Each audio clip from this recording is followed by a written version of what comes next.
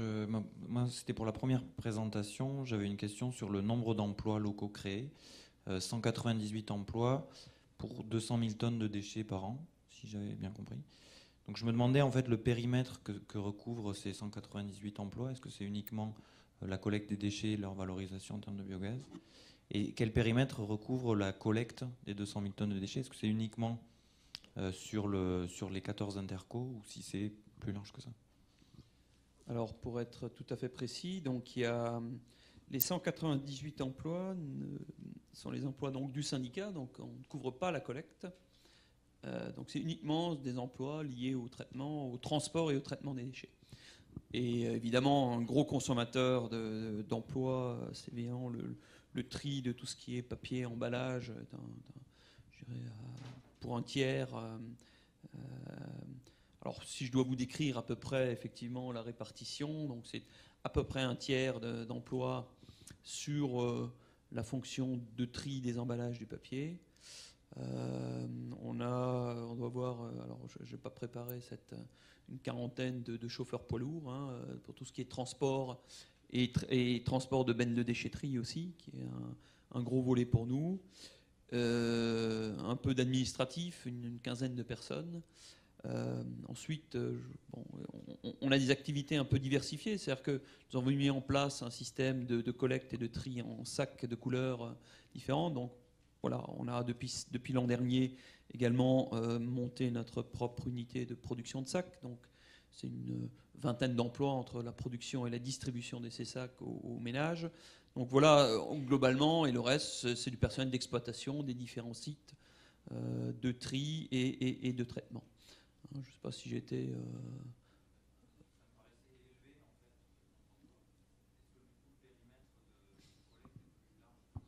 Non, le périmètre de collecte n'est pas plus large, mais nous faisons effectivement un certain nombre, nous assurons un certain nombre de prestations pour des voisins.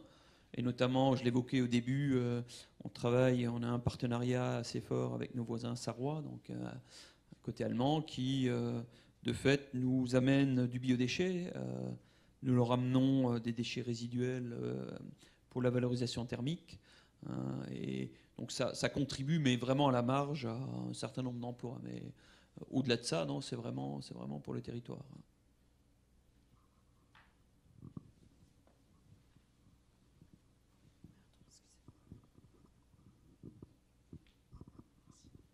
Bonjour, Vivien Despoès de CDC Climat Recherche. Vous disiez que ce n'était pas la vocation du syndicat de penser dans des démarches plus larges ou des plans plus larges que ceux qui sont vos missions. Mais dans l'autre sens, comment des projets comme les vôtres s'articulent avec les plans, par exemple les plans climat des collectivités, comment ça a été repris ou comment ça s'articule avec les objectifs du territoire? Alors, il est évident que l'action du syndicat, c'est une action collective avec nos propres adhérents. Donc il est évident que cette démarche a été reprise.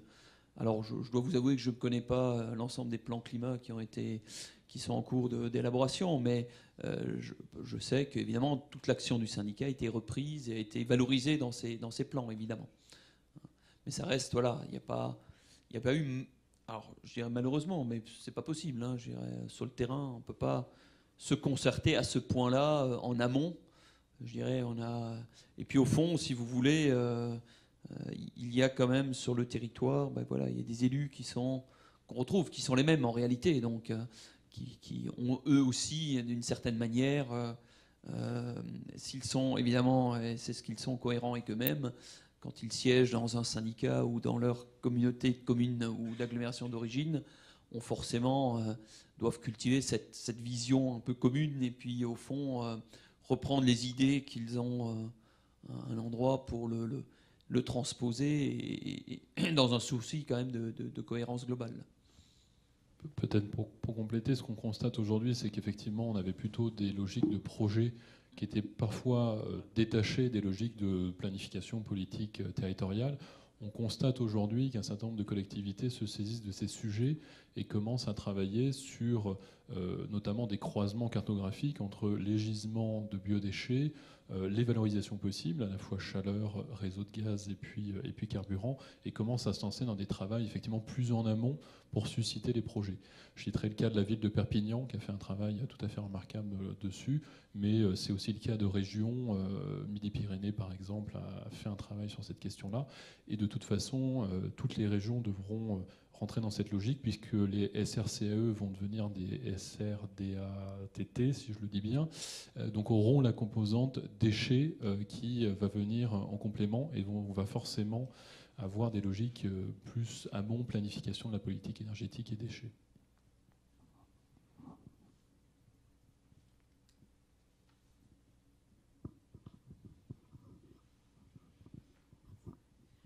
Corinne Roels, Futurible. Vous nous avez expliqué que le gaz était plus cher, le biométhane. Je n'ai pas très bien compris qui paie. Est-ce que ça a un coût pour GDF? Qui paie le différentiel? Alors le système est un tout petit peu différent qu'en électricité, puisqu'en électricité, il y a un seul acheteur obligé qui est EDF obligation d'achat, et derrière, il y a la CSPE qui compense EDF de cet achat. En biométhane, ça fonctionne quand même sur un principe similaire, c'est-à-dire que tous les fournisseurs de gaz naturel peuvent contractualiser avec les producteurs de biométhane. Derrière, donc ils ont un surcoût puisqu'ils achètent du biométhane au prix du tarif d'achat réglementaire, et ce surcoût, il est compensé à travers la Caisse des dépôts et consignations, et en réalité, il est payé in fine par le consommateur par une contribution à l'injection de biométhane. Simplement, cette contribution aujourd'hui a moins fait parler d'elle parce qu'elle est tout à fait modeste, mais la mécanique globale est quand même la même, c'est-à-dire que c'est bien le consommateur de gaz qui va supporter les coûts de développement de cette filière-là.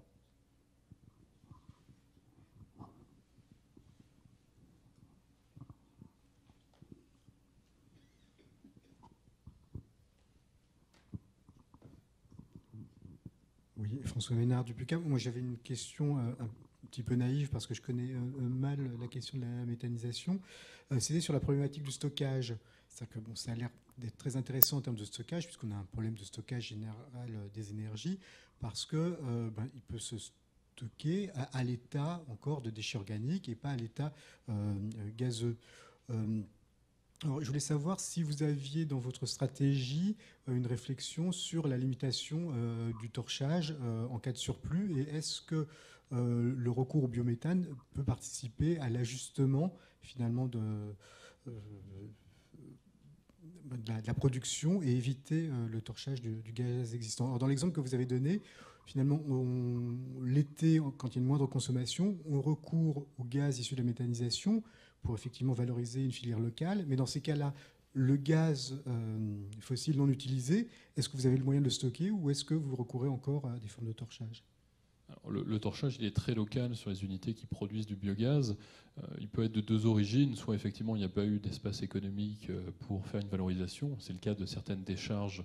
Et donc, malheureusement, elles torchent, mais parce qu'il n'y a pas de chaleur, de débouché chaleur, il n'y a pas forcément de réseau de gaz, ou il n'y a pas un intérêt économique. Le fait d'ouvrir cette possibilité d'injection dans les réseaux pourra amener certaines décharges, effectivement, à arrêter de torcher, à plutôt aller vers des voies de valorisation. Ça, c'est important. Je parlais aussi des stations d'épuration, mais ça peut être le cas d'autres installations qui ont fait de la méthanisation, qui souvent cogénèrent pour couvrir leurs besoins de chaleur, mais ont plus de biogaz produit que de besoins sur site. Donc elles aussi, elles sont amenées parfois à torcher des surplus.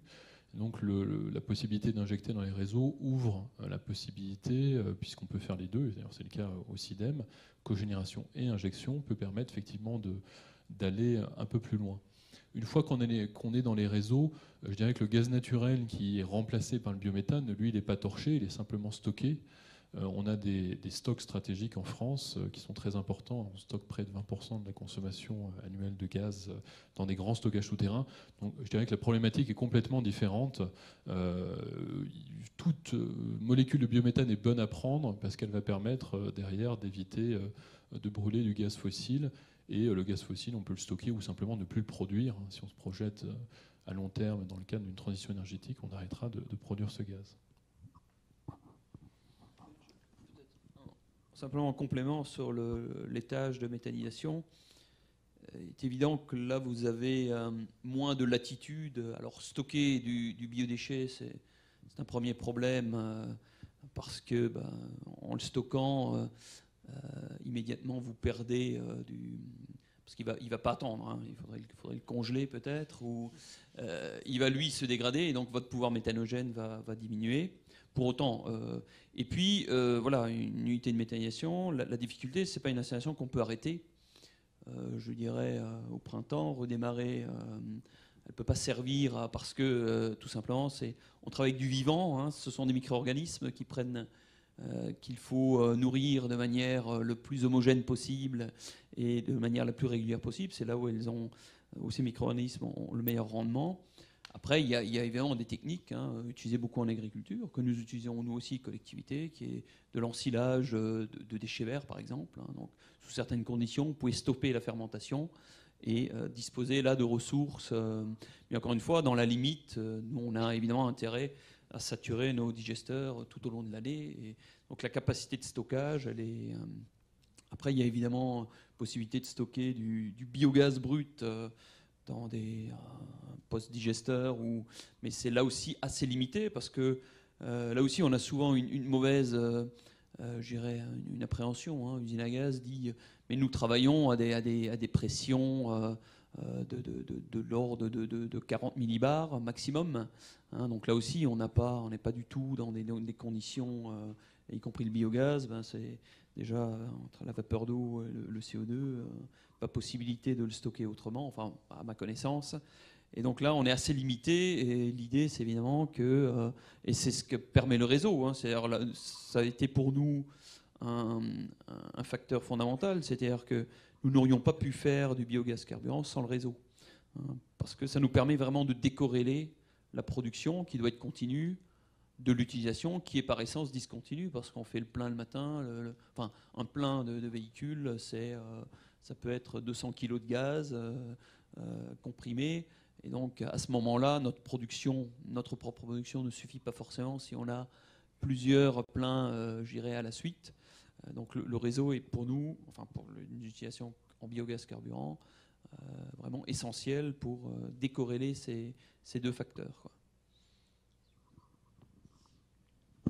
Alors, juste une question sur l'aspect finalement développement local en fait. Enfin, vous l'avez esquissé un peu dans vos différentes interventions et peut-être que du coup Tédé aussi pourra nous dire un peu comment vous appréhendez cette question.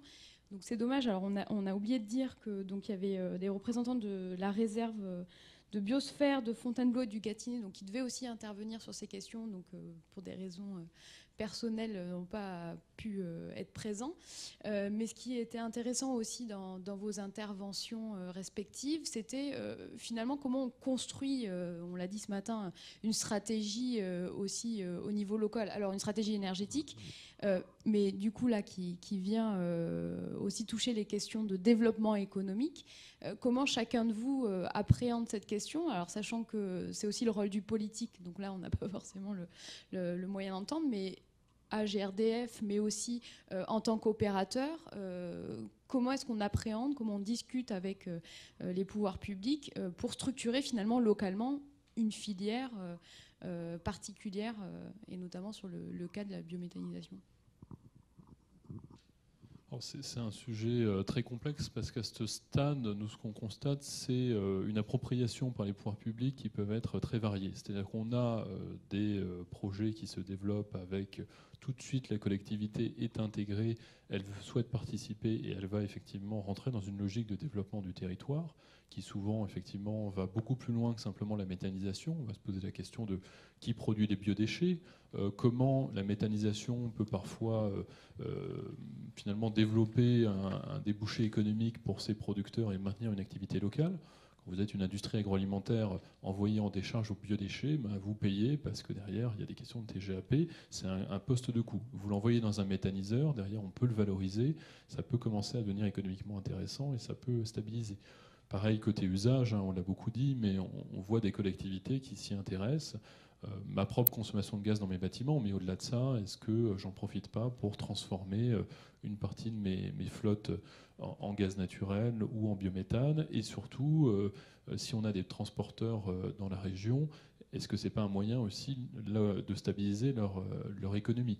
Les transporteurs routiers aujourd'hui vivent quand même difficilement. Et c'est vrai que le fait de pouvoir les amener à rentrer dans ce genre de projet peut là aussi stabiliser l'emploi. Donc c'est le cas pour certains. Malheureusement pour d'autres, on voit plutôt l'effet inverse, c'est-à-dire des porteurs de projets qui se lancent, qui développent, mais des collectivités qui sont parfois réticentes.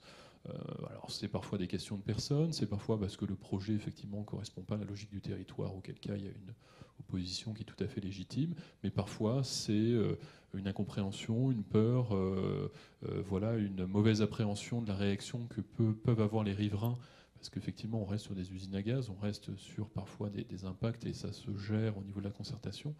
Donc nous, on s'engage aussi énormément sur cette question de la concertation pour que, je dirais que demain, la filière méthanisation reste un objet de politique territoriale, un objet vraiment accepté et co-construit, et qu'on ne rentre pas dans les logiques qu'ont vu d'autres filières énergie renouvelable, où on a des oppositions systématiques et une espèce d'impression qu'on confronte une logique industrielle avec une logique territoriale.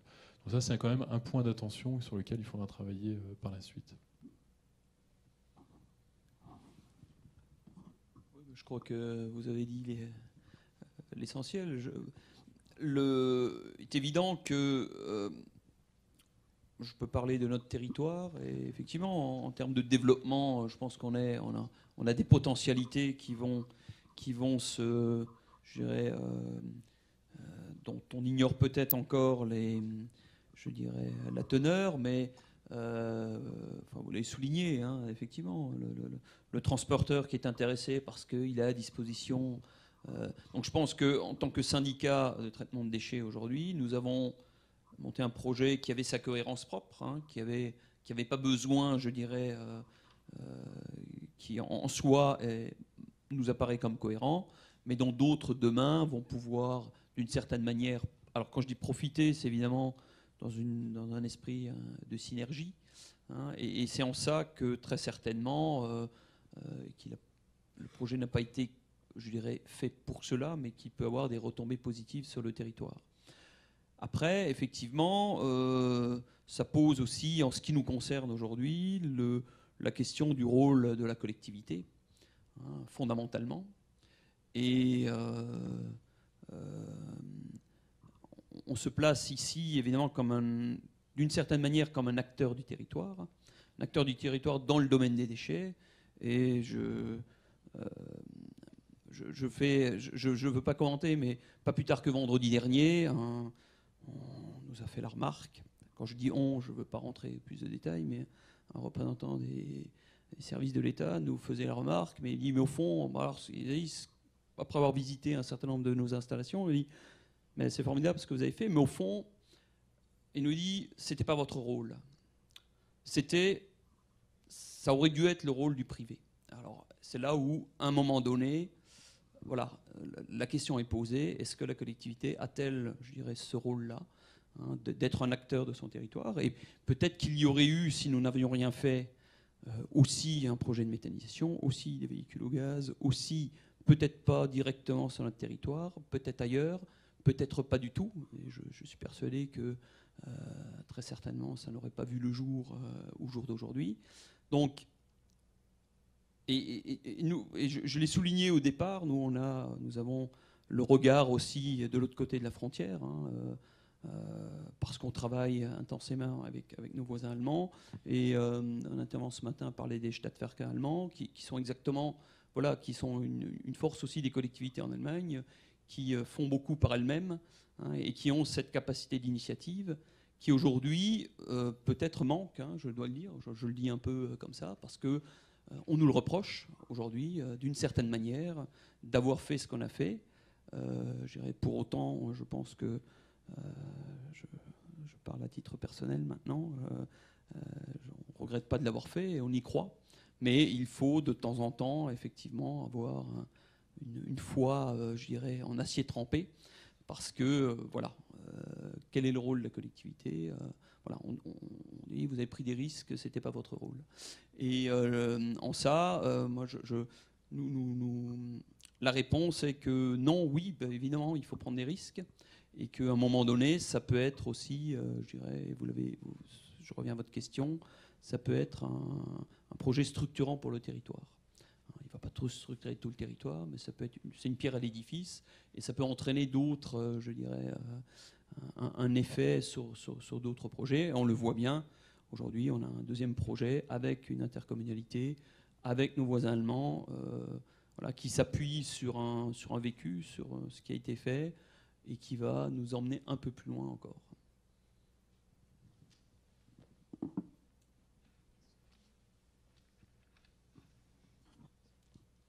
Alors, j'ai pas vu sur la carte le projet de la communauté de communes du Pays d'Évian. Il est effectivement pas encore opérationnel, D'accord. mais on peut en dire un petit mot peut-être.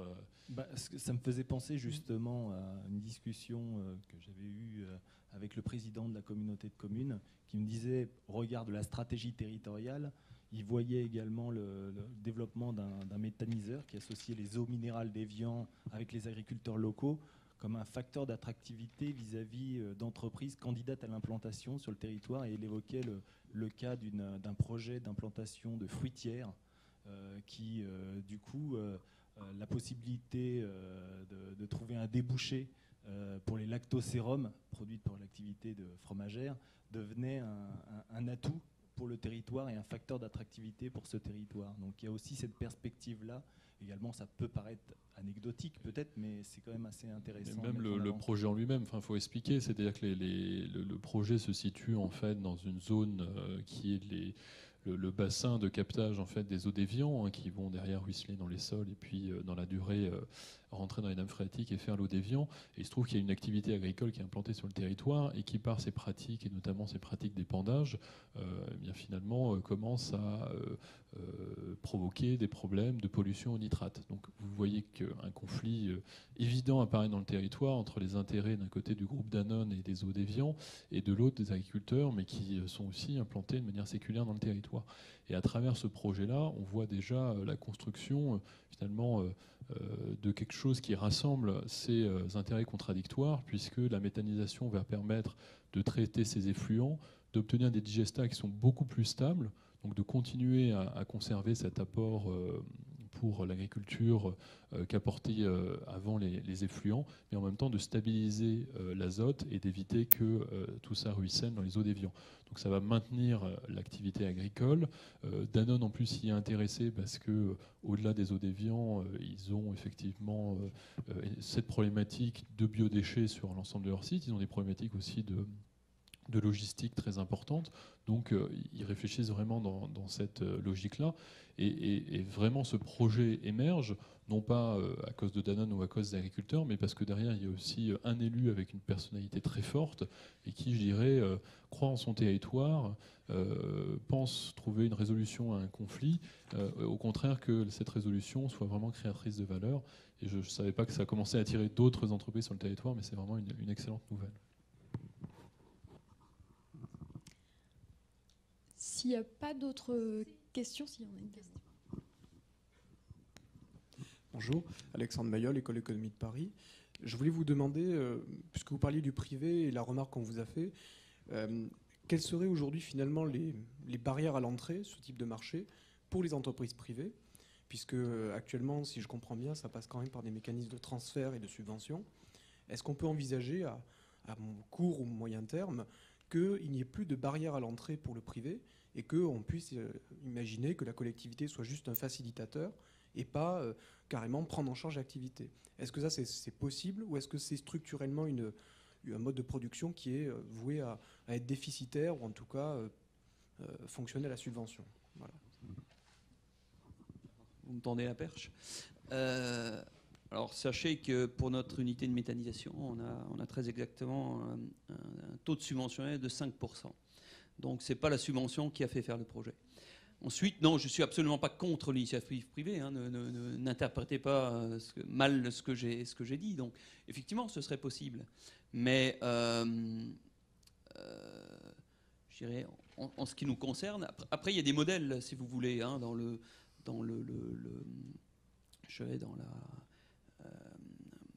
dans l'exercice des compétences des collectivités. je dirais, pour ce qui concerne le CILEM, enfin la collectivité pour laquelle je travaille, je dirais qu'il a été, dès le départ, ça a été une volonté d'abord de rassembler un territoire suffisant, ce qui n'est peut-être pas possible partout, pour justement se donner les moyens de faire. Et à un moment donné, il y a eu effectivement, je dirais, ne pensez pas que j'ai quoi que ce soit contre le secteur privé. La preuve, c'est qu'on a monté des projets très intéressants en associant justement autour de la volonté de la collectivité, justement des compétences qu'on était très loin d'avoir. C'est la petite molécule que j'ai montrée avant. Voilà, sans toutes ces entreprises, c'était pas possible. Mais après l'initiative, et si vous connaissez un peu le monde du déchet, vous verrez que, je vous donnais juste une indication, c'est que si nous n'avions pas pris, je dirais, les devants dans ce projet-là, eh bien, je pense qu'on serait toujours encore en train de mettre la quasi-totalité de nos déchets en décharge. Pourquoi ? Parce que voilà, l'intérêt du privé lorsqu'il dispose d'un équipement ou de capacité, c'est pas de vous emmener ailleurs que là où il souhaite où vont sans intérêt. Donc, à un moment donné, voilà, il faut que la collectivité fasse le bilan de ce qu'elle peut faire ou ce qu'elle doit faire, ou la manière dont elle s'inscrit dans le... Et là, nous avions effectivement, c'est souvent une question d'homme, le président donc, qui a remis, je dirais, son tablier aux dernières élections municipales, voilà, a été vraiment l'acteur de ce projet-là, et une volonté forte. Et c'est souvent quand même une question, enfin c'est toujours une question d'homme, je crois, dans ce genre de projet. Mais voilà, c'est pas du tout en opposition à d'autres formes de schémas qui vont sur d'autres territoires, mais ça c'est à chaque fois, je crois, une histoire un peu différente. Peut-être sur l'aspect subventionné. Aujourd'hui, pour prendre un exemple, le biométhane issu de décharge a un tarif d'achat à 45 € du mégawattheure, là où les prix sur les marchés de gros du gaz naturel sont à peu près à 25 € du mégawattheure. Donc on voit effectivement qu'on paye un peu plus cher. Bon, 45 € du mégawattheure, c'est sur les 3 dernières années la moyenne du prix du gaz naturel au Japon, sur la zone asiatique. Donc on voit que suivant les conditions de marché, on peut avoir certaines formes de production qui sont déjà proches finalement de ce que disent les marchés. Après la question c'est à travers la subvention, est-ce qu'on anticipe sur une rareté à venir des ressources? Est-ce que quelque part on n'envoie pas un signal de plus long terme aux acteurs économiques? Puis le deuxième aspect, c'est qui paye la subvention. Aujourd'hui, on tire finalement ces projets à travers l'énergie, et c'est le consommateur d'énergie qui paye. Ça pose quand même une question parce que à travers ces projets-là, on a trois effets positifs. On a de l'énergie, c'est vrai. On a des modes de traitement des déchets. Et ça aussi, ça interroge. Et puis, on a une production de digesta et donc un produit fertilisant. Aujourd'hui, si vous épandez directement du lisier, ça aura d'ailleurs peut-être un impact, ça va lessiver dans les sols, ça aura un impact en termes de nitrate, et on voit bien que dans certaines zones, on atteint la limite de ce système-là. Aujourd'hui, vous ne payez aucune TGAP. Vous avez objectivement une externalité qui est importante, mais vous ne la payez pas. Donc on voit que la question de la subvention, c'est à mettre aussi au regard de qui paye les externalités, est-ce qu'elles sont bien toutes payées dans le système. Donc il y aura peut-être sur le long terme, effectivement, des rééquilibrages entre un côté, je tire ces filières vertueuses par la subvention, ou alors au contraire, je pénalise les pratiques qui ne sont pas vertueuses et qu'on souhaite demain faire.